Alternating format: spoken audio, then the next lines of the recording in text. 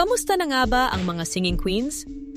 Ano na nga ang pinagkakaabalahan nila ngayon habang walang ganap sa Eat Bulaga? Kasabay nga ng pagkawala ng segment na Paraffy ay ang pagdalang ng paglabas ng mga singing queens sa Eat Bulaga. Matatanda ang February pa nung huling mapanood na mag-perform ang mga singing queens sa show. At matapos ang mahigit isang buwan ay muli silang bumalik noong March 13 sa studio para pagbigyan ang mga request na kanta ng mga VIP sa YouTube channel ng Eat Bulaga.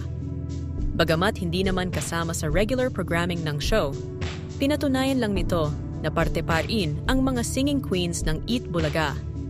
At nito nga lang nakaraang Sabado, March 21, ay naimbitahan ang mga singing queens sa Santa Cruz, Laguna para sa pagdiriwang ng taunang Anilag Festival.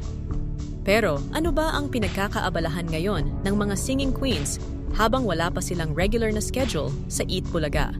Si Singing Queen Eunice nga ay may pinakamaraming ganap sa kanilang 5 at siya rin ang madalas lumabas sa Eat Bulaga para sa promotion ng kanilang kanta ni Yeonyul Kim na Baka Sakali. Sila Singing Queen Anne at Sam naman ay nilalaan ang oras sa pagkakaroon ng bonding sa kanilang mga pamilya. Sa TikTok Live naman, naglalagi si Singing Queen KZ para mapagbigyan ang mga request na kanta ng kanyang mga supporters. Habang si Singing Queen Jean ay very hands-on sa pagluluto at pagpiprepare ng kanyang mga tinitindang lutong ulam. Samantala, nagluluksa ngayon si Singing Queen Jean dahil sa pagpanaw ng kanyang lola.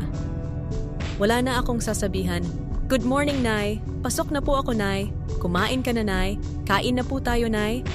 Common words pero yan ang kumukumpleto ng araw ng mga oldie. More than material things, ang pinaka-importante sa lahat ay love, respect, and affection.